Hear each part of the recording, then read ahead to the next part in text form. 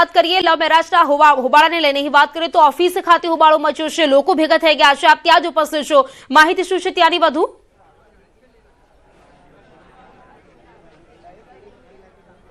બિલકુલ, એક લવ જેહાદનો કિસ્સો છે તે સામે આવ્યો છે। છોકરો અને છોકરી બંને શરદ પૂનમના છે તે ભાગી ગયા હતા અને ત્યારબાદ જે છોકરીના ફેમિલી છે તેમને ફરિયાદ નોંધાવી હતી, પરંતુ કોઈ કાર્યવાહી નહોતી થઈ। પરંતુ અત્યારે આપ જોઈ શકો છો કે આ જિલ્લા રજિસ્ટ્રાર કલેક્ટર કચેરી છે, લગ્ન નોંધણી થઈ રહી છે અને ત્યાં અત્યારે હિન્દુ સંગઠનો છે તે એકઠા થયા છે અને ખાસ કરીને છોકરો અને છોકરી બંને છે વકીલના ડ્રેસમાં છે તે રજિસ્ટ્રાર કચેરી ઉપર પહોંચ્યા હતા લગ્ન નોંધણી કરાવવા માટે અને ત્યારબાદ જે વકીલો છે તેમણે પણ વિરોધ નોંધાવ્યો, કારણ કે એમનો ડ્રેસ કોડનો ઉપયોગ છે તે કરવામાં આવ્યો હતો। અત્યારે પોલીસ બંદોબસ્ત પણ ગોઠવી દેવામાં આવ્યો છે, ખાસ કરીને પોલીસ ફરિયાદ પણ વકીલોએ નોંધાવી છે કે આ ડ્રેસનો મિસયુઝ કર્યો છે અને તેને લઈ ફરિયાદ થઈ છે। ત્યારે હવે બહાર નીકળતા સાથે જ તેમની ધરપકડ પણ કરવામાં આવશે અને તેમની ઉપર ફરિયાદ પણ કરવામાં આવી છે। ત્યારે આ દ્રશ્યો જોઈ શકો છો કે હિન્દુ સંગઠનો છે તે અહીં એકઠા થયા છે ને આ રીતે જે લવ જેહાદ થઈ રહ્યો છે તેનો વિરોધ નોંધાવી રહ્યા છે। ખાસ કરીને છોકરો અને છોકરી ભાગ્યા બાદ પણ ફરિયાદ નોંધાવેલી હતી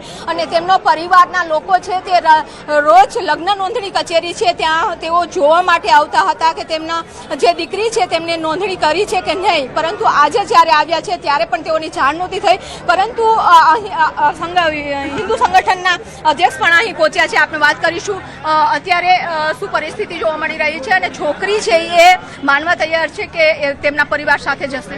છોકરીને એના મા બાપને પોલીસ અને અંદર જે છે રજિસ્ટ્રારે મળવા જ નથી દેતા, તો ક્યાંથી એની જોડે વાતચીત કરશે? કઈ એની શું છે મગજમાં એના ખબર પડે? સવારથી અમારી માગણી એ જ છે કે છોકરીના મા બાપને છોકરીને મળવા દે, કે જેથી કરીને છોકરીના મગજમાં શું છે જાણવા મળે। તમારી શું માંગ છે? અમારી તો માગણી એ છે કે છોકરી હિન્દુ છોકરીને તેના મા બાપને પરત સોંપવામાં આવે।